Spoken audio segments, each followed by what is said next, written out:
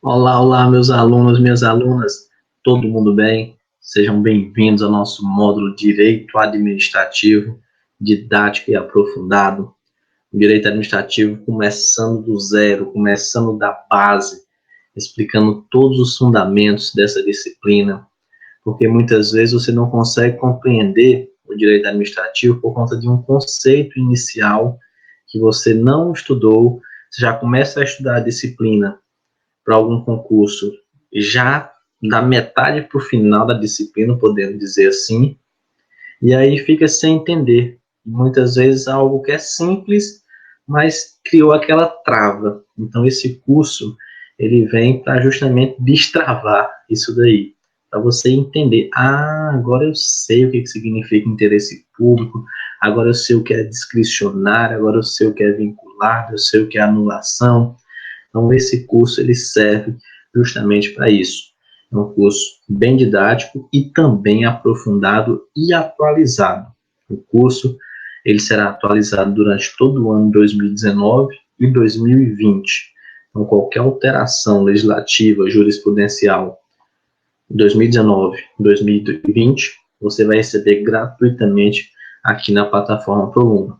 A vantagem da ProLuna é justamente essa. Você não recebe aulas que já foram gravadas há muito tempo. Não, as aulas são bem atualizadas. Quando a aula já fica, assim, com o tempo já que já está gravada, já fica descartada. Você recebe as aulas. Por isso que as aulas, às vezes, demoram um pouco para serem postadas, porque está sendo gravado o curso, e à medida que é gravado, as aulas vão sendo editadas e postado aí na plataforma. Mas tão logo, espero, pode ser que você esteja iniciando o curso agora, né? Essa é a primeira aula, ou quem já comprou, já o curso está todo completinho, agora é só aguardar ver se tem alguma atualização para receber gratuitamente na plataforma. Tranquilo? Então, bora lá, preciso muito de vocês nesse curso. Tem um grupo no WhatsApp específico para alunos desse curso de Direito Administrativo começando do zero. Está aqui o meu Instagram, Prof. Soares, aqui embaixo. Se você ainda não estiver no grupo do WhatsApp, entre aqui, professor, me adicione lá no grupo do WhatsApp, ou então pelo Instagram. Por quê? Para a questão de enviar materiais, fica mais rápido, às vezes demora para colocar na plataforma, você pode me pedir pelo WhatsApp, lá no grupo, tirar dúvidas, você pode colocar lá no grupo, me mandar no privado, fica bem mais fácil, porque eu preciso realmente, você tem que tirar sua dúvida, o curso só vai ficar 100% completo se você solucionar todas as suas dúvidas. E eu estou abrindo esse canal aqui para você. Não é todo curso online que você tem esse contato direto com o professor. Você tem o WhatsApp do professor, você tem o Instagram do professor, para estar tirando as suas dúvidas. Então, assistiu a aula, anota a dúvida que você tem, pode até mandar pausa a aula, manda aqui no WhatsApp rapidinho, continua a aula. Melhor não, melhor esperar terminar a aula, né? Você pode entrar no WhatsApp para mandar a dúvida do professor e lá entrar em vários grupos, Instagram. Então, por via das dúvidas e por segurança, é melhor deixar mesmo terminar a aula. Mas, repito, mande as suas dúvidas. Não deixe de jeito nenhum, porque senão o curso não vai ter o resultado esperado. Eu preciso que você, professor, e aquilo, e aquilo outro, que eu vou explicar, vou lhe mostrar uma outra forma de você entender aquilo ali. Tranquilo? Então, bora lá. Direito administrativo, começando do zero, a base, o fundamento de tudo. Logo na Constituição Federal, é estabelecido que a República Federativa do Brasil, você vai entender que esse nome República Federativa faz todo sentido daqui a pouco, formada pela união indissolúvel dos estados e municípios do Distrito Federal, constitui Estado democrático de direito. O que significa esse Estado democrático de direito? É um Estado que respeita a Constituição, que respeita as leis. Ele tem que garantir isso daí para a população. É um Estado que não interfere muito na população, garante liberdade para ela. Logo no artigo 5º da Constituição é estabelecido isso. Todos são iguais perante a lei, sem distinção de qualquer natureza, garantindo-se aos brasileiros e aos estrangeiros residentes no Brasil a inviolabilidade do direito à vida, à liberdade, à igualdade, à segurança e à propriedade. O que eu preciso do artigo 5º, eu não vou explicar ele aqui, o caput do artigo, eu só preciso disso daqui. Liberdade. Então, como eu expliquei, isso aqui é o artigo 1º da Constituição, lá no artigo 1º determinou que é o Estado Democrático de Direito. Então, nesse caso, tem que respeitar a Constituição. A Constituição, no artigo 5º, garantiu o direito à liberdade. Então, todo mundo tem esse direito à liberdade. Mas, existe um ditado que eu sempre escutava da minha avó: a sua liberdade começa quando termina do outro, né? O seu direito começa quando termina do outro. E esse ditado popular, ele serve um pouquinho para cá. Por quê? Todo mundo tem direito à liberdade, ok. O Estado tem que garantir isso? Tem. Mas imagina que todo mundo agora quer fazer tudo. E ele já vai interferir na liberdade do outro, né? No direito do outro. Imagina uma situação. Está aqui uma rua e a pessoa chegou e estacionou o carro dela no meio da rua. Puf! Tenho direito, eu tenho liberdade. A liberdade de estacionar onde eu quiser. E eu quero estacionar aqui, no meio da rua. Só que aí vem outro carro querendo passar na rua. E o outro carro também diz: eu também tenho liberdade de querer passar nessa rua. Existe um conflito aí, né? Está existindo um conflito entre dois interesses particulares. O interesse desse veículo aqui de ficar parado no meio da rua e o interesse desse veículo aqui de atravessar a rua, mas não pode porque tem um veículo impedindo. Então, nesse caso, o Estado precisa interferir, o Estado precisa agir. E aí onde entra o direito administrativo. Porque quando você vai estudar direito constitucional, você já lembra da Constituição, né? Vai estudar direito penal, você lembra do Código Penal, vai estudar direito do trabalho, você lembra da CLT, mas direito administrativo, o que é que você lembra? Quando você comprou esse curso, não, vou começar direito administrativo, o que é que você imaginou que ia estudar? Você vai estudar o Estado, a administração pública, essa relação aí do Estado com os particulares, porque aqui nós temos dois particulares, dois interesses particulares aí, e precisa do Estado para resolver isso, porque entre eles não tem como resolver. Eu vou ilustrar aqui embaixo. Tá aqui, ó, tem duas pessoas em conflito. Por quê? Porque um está exercendo a liberdade de parar onde quiser e o outro quer a liberdade de passar naquela rua. Nesse caso, precisa surgir o Estado para regular isso daí. Para regular a vida em sociedade, nessa questão da liberdade. O Estado ele vem com uma questão de supremacia. E é uma terceira pessoa, naquele caso, e ele está agindo em supremacia. Por quê? Porque o Estado ele vai buscar o interesse público. O interesse público é um conceito que você vai estudar durante todo o nosso curso de Direito Administrativo. Você vai escutar eu falando de interesse público. Por isso que eu já estou explicando ele na aula inicial aqui. E o que é isso? O interesse público é o interesse da coletividade. O que é o interesse público no exemplo que eu falei aqui? Qual é o interesse da coletividade? O interesse da coletividade é que esse carro aqui que está parado no meio da rua, ele saia.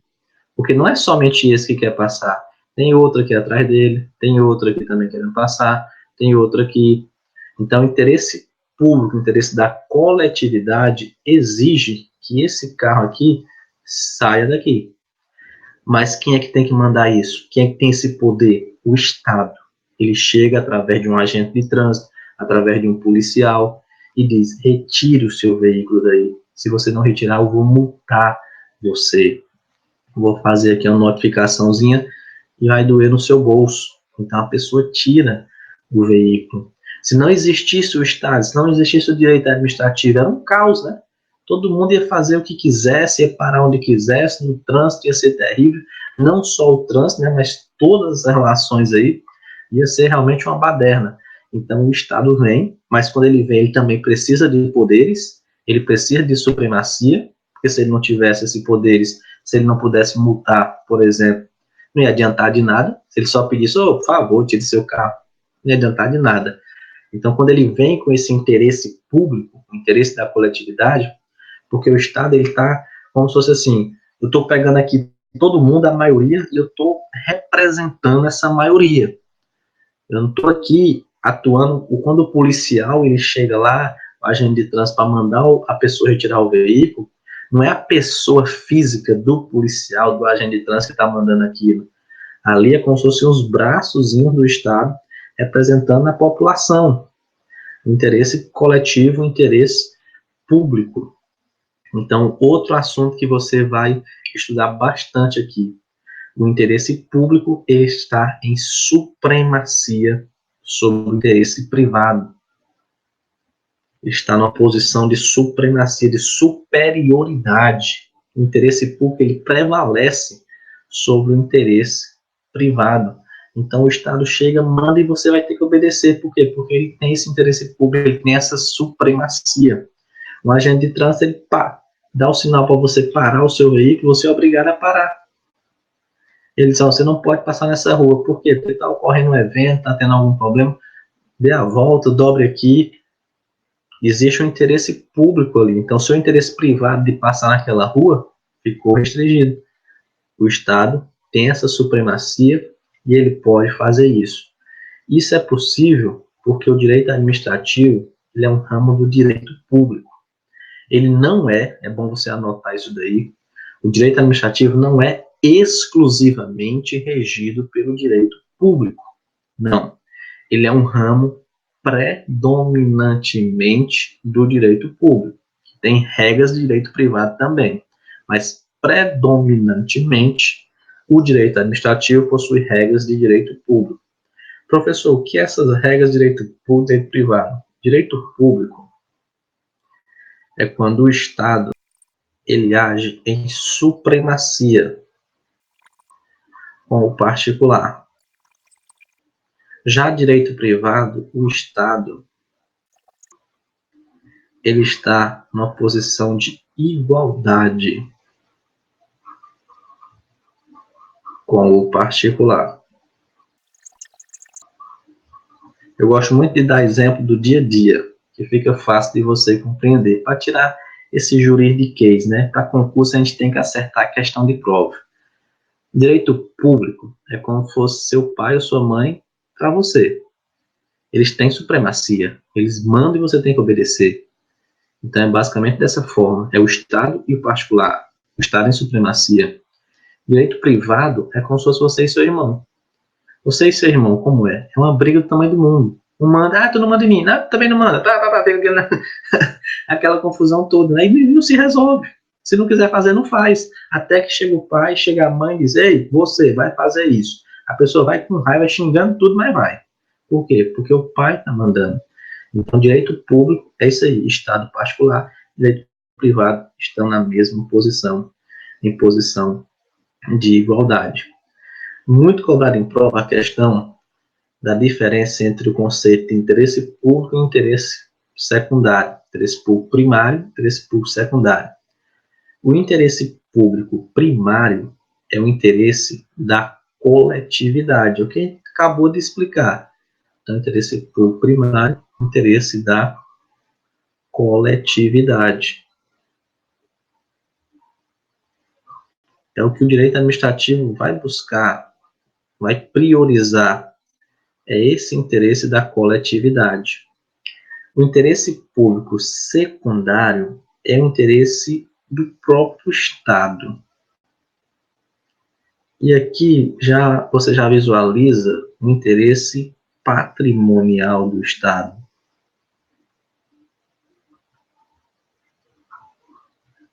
Vou já explicar isso daqui.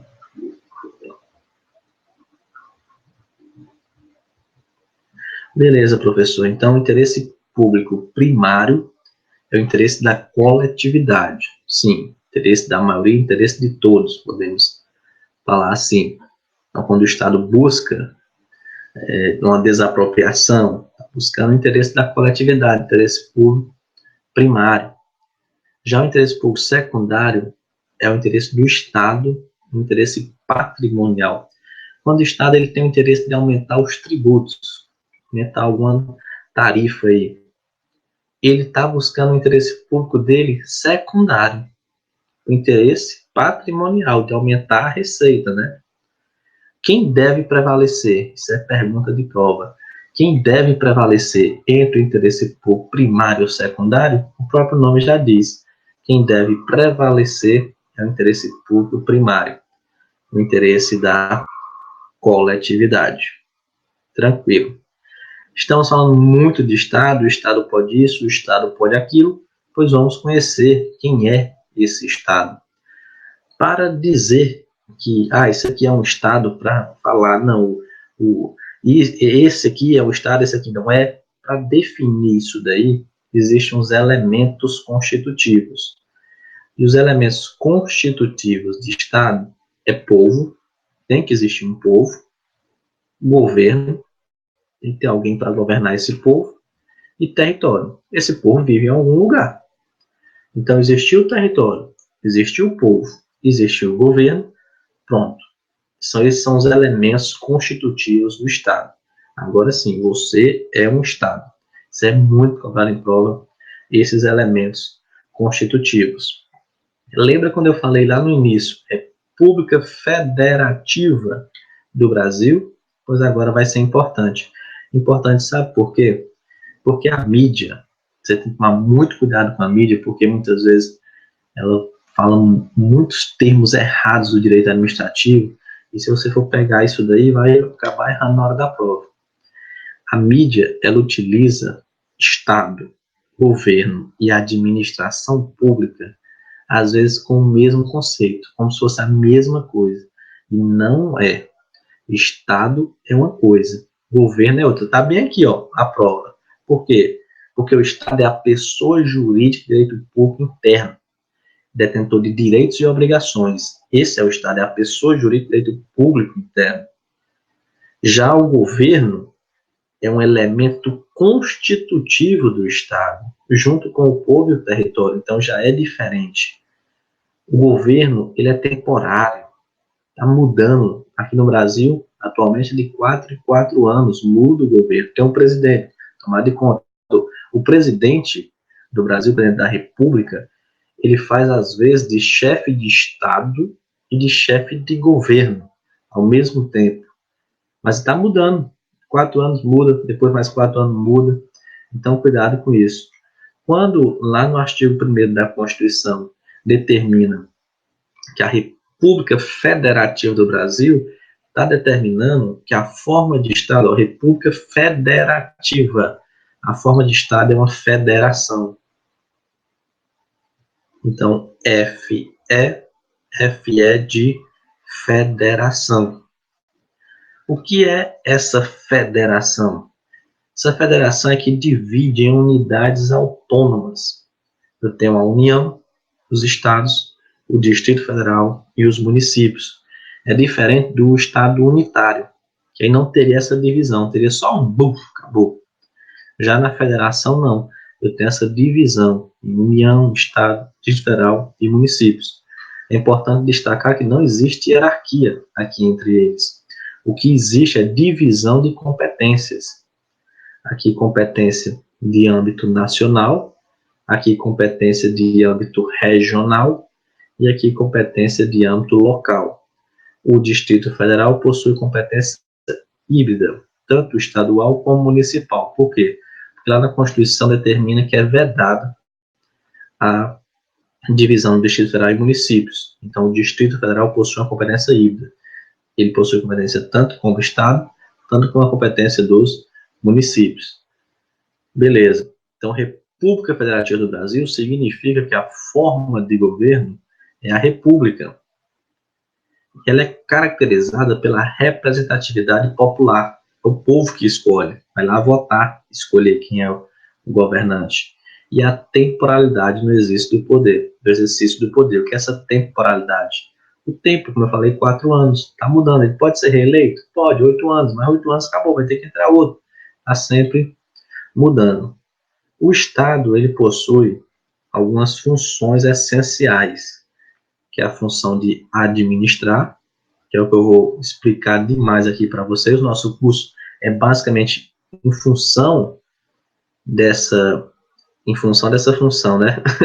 Em razão dessa função, melhor dizendo, do Estado, mas ele também tem a função de legislar. Quem é que pode fazer leis? Será que todo mundo pode? Ah, vou criar uma empresa para fazer leis. Não é todo mundo que pode fazer leis. Só o Estado que pode fazer. Julgar. Ah, professor, julgar e todo mundo, né? Ah, Maria, na minha rua tem várias pessoas me julgando que eu estou estudando para concurso. Na minha família, pelo amor de Deus, tem vários julgadores. Não, mas esse julgamento aí não vale de nada. O que vale é o julgamento mesmo definitivo. Quem é que pode julgar? O juiz, o ministro do STF, o desembargador, que é quem? O Estado. Então, o Estado ele possui essas três funções essenciais: administrar, legislar e julgar. Administrar é típico. Quando você pensa em administrar, você já pensa no poder executivo. Presidente, governador, prefeito. Legislar, quando você pensa, você já pensa no poder legislativo. Vereador, deputado, senador. E julgar, você já pensa no poder judiciário. Juiz, desembargador, ministro do STJ, ministro do STF e assim por diante. Agora, cuidado, isso não é exclusivo, eu coloquei aqui no mapa mental. Não existe função exclusiva de cada poder. Administrar não é exclusivo do poder executivo, não. Julgar não é exclusivo do poder judiciário, não. É função típica, função preponderante. Então, cuidado com isso. Quer um exemplo? Quem foi que julgou a presidente Dilma Rousseff? Foi bem recente um caso aí, direito administrativo. Nós vamos falar muito de política, mas de forma bem imparcial. Não vamos ter nenhum tendencialismo aqui. E foi um caso que aconteceu. Quem foi que julgou a presidente Dilma Rousseff? Foi o Senado Federal. Foram os senadores. Opa, já tem aí, ó. Julgar seria o Poder Judiciário, mas nesse caso quem foi que julgou? Foi o Senado, foi o Poder Legislativo. E pode? Pode. Aqui, ó. A função de julgar, ela é típica do Poder Judiciário, mas de forma atípica, o Legislativo pode fazer. Atípica é como se fosse de vez em quando. Ele pode fazer. Professor, o Executivo também pode julgar? Aqui tem uma divergência doutrinária, que está com muito tempo que não é cobrado em prova, por conta dessa divergência doutrinária. E qual a divergência, professor? Tem alguns doutrinadores que afirmam que sim, que o Poder Judiciário julga, que o Poder Executivo, melhor dizendo, julga, por conta do processo administrativo. Só que o processo administrativo ele não tem força de coisa julgada. Ele não acaba, acabou. É diferente do processo judicial, do Poder Judiciário, que, acabou. Transitório julgado, acabou ali, não tem mais para onde correr. Já o processo administrativo, não. Mesmo que você seja demitido em um processo administrativo, você pode ir no processo judicial e lá o juiz até invalidar aquela sua demissão e você ser reintegrado. Então, essa parte da doutrina entende que por conta disso, por conta que o processo administrativo não tem força de coisa julgada, o poder executivo não julga. Professor, como é que eu vou saber? Vai depender da sua banca. Cada banca tem um entendimento. Então, esse curso ele é geral, né, para todas as bancas. É um curso para você aprender o direito administrativo e aplicar em qualquer banca que você for fazer. Então, tem banca que aceita, tem banca que não aceita. Mas o melhor, está com muito tempo que isso foi cobrado em prova, justamente porque se for cobrar é passível de recurso. Então, bora lá. Administrar, típico do Poder Executivo, mas atípico, Legislativo e Judiciário. O presidente do Senado, o presidente da Câmara dos Deputados, o presidente da Assembleia Legislativa, o presidente da Câmara dos Vereadores, eles administram a Casa Legislativa. Lá na Câmara de Vereadores, aí da sua cidade, não tem um faxineiro? Não tem a pessoa responsável pelo cafezinho? Não tem um servidor administrativo lá? Muitas vezes tem até concurso lá para lá. Quem é que vai administrar esse povo? Presidente da Câmara. Mas ele é do Legislativo. Mas de forma atípica ele administra. Da mesma forma o juiz. O juiz, em alguns momentos, ele exerce a função de diretor do fórum. Então, licitação, férias do servidor, ele vai estar resolvendo, ele vai estar administrando o fórum, mas é de forma atípica, a função típica dele é julgar. Legislar, do Poder Legislativo de forma atípica pelo Poder Executivo e pelo Poder Judiciário. Executivo na medida provisória. A medida provisória tem força de lei, mas lei quem faz é o Legislativo.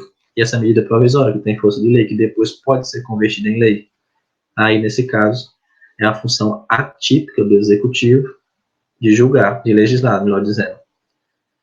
E o Judiciário, na questão do regimento interno. O regimento interno dos tribunais, ele é basicamente uma lei, então é a função atípica do Judiciário legislar.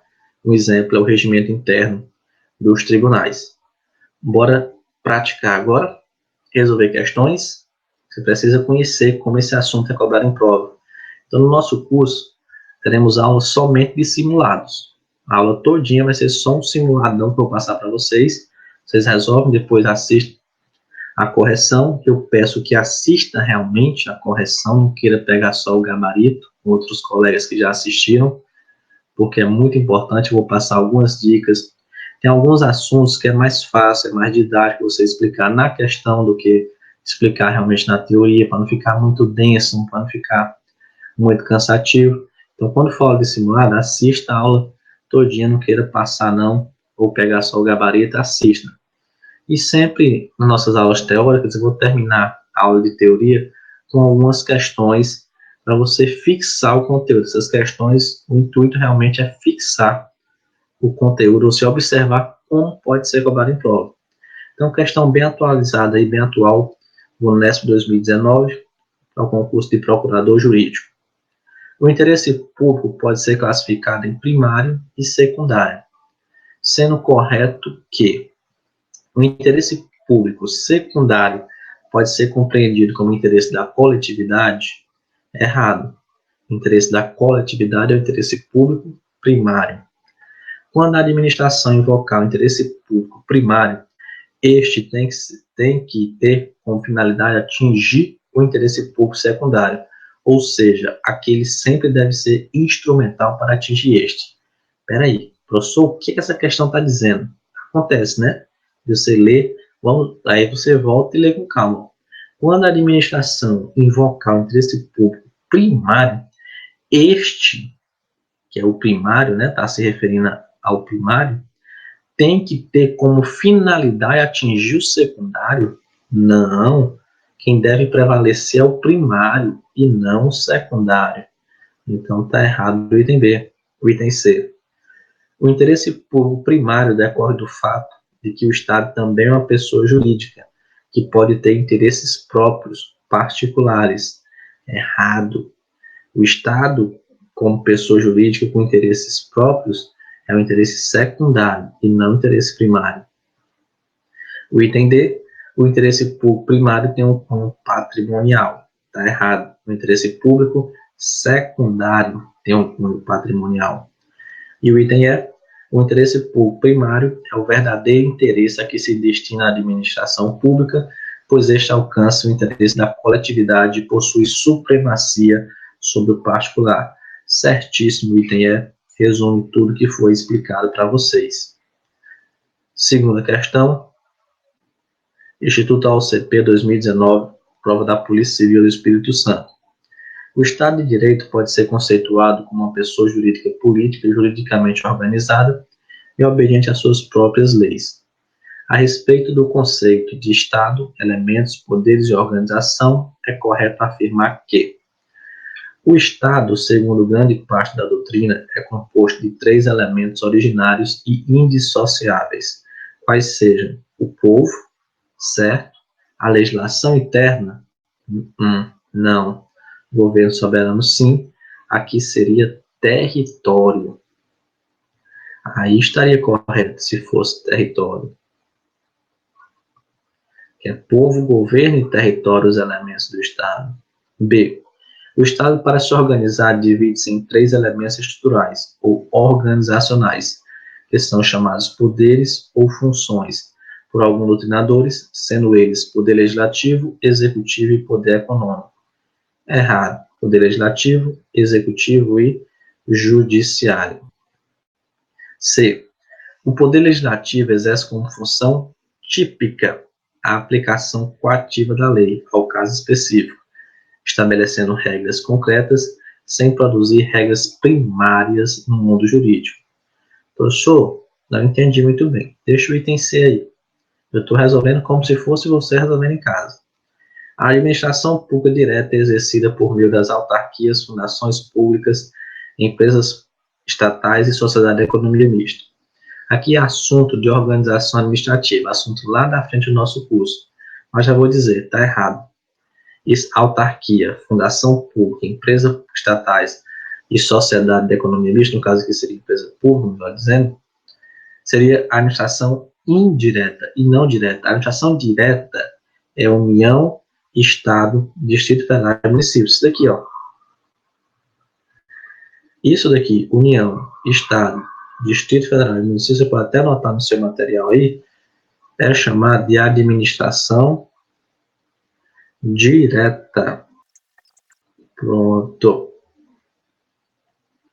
E o item é: a tripartição dos poderes do Estado não gera absoluta divisão de poderes, mas sim distribuição de 3 funções estaduais principais, uma vez que o poder estatal é uno e indivisível.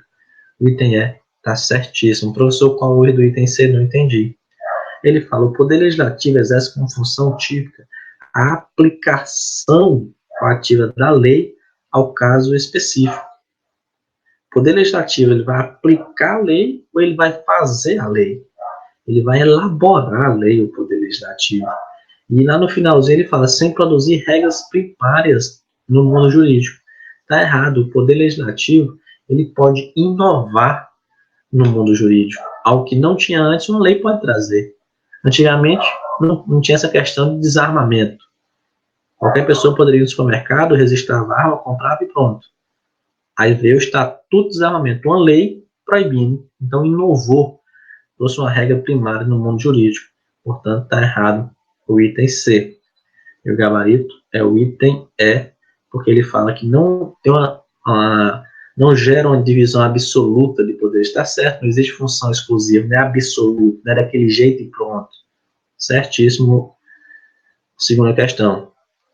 Terceira questão, CES 2018, Ministério Público do Piauí.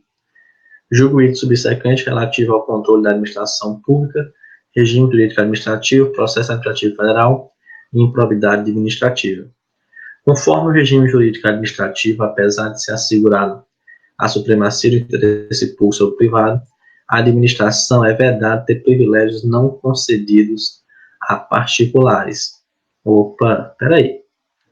Supremacia do interesse público sobre particular, sobre privado, sobre particular ou privado, certo? A administração é vedado ter privilégios não concedidos a particulares. Lembra do início da aula que eu falei o seguinte: adiantava o Estado chegar lá e mandar a pessoa sair se não tivesse poderes? Não ia adiantar de nada. Então o Estado ele precisa desses privilégios que não é concedido aos particulares. Um deles, multar. Um deles é aplicar a multa que a pessoa vai ter que pagar. Então isso é um privilégio, não é todo mundo que tem esse privilégio, não. Não é qualquer particular que vai pegar um bloco, uma caneta e vai escrever e pronto, aquilo aí vai ter validade, não. A pessoa pode até fazer, mas não tem validade nenhuma. Então o Estado ele tem privilégios que não é extensível aos particulares, o Estado está em supremacia. Então quando ele estiver atuando com interesse público, ele possui esses privilégios. Cuidado que também não é assim, pode tudo. Não.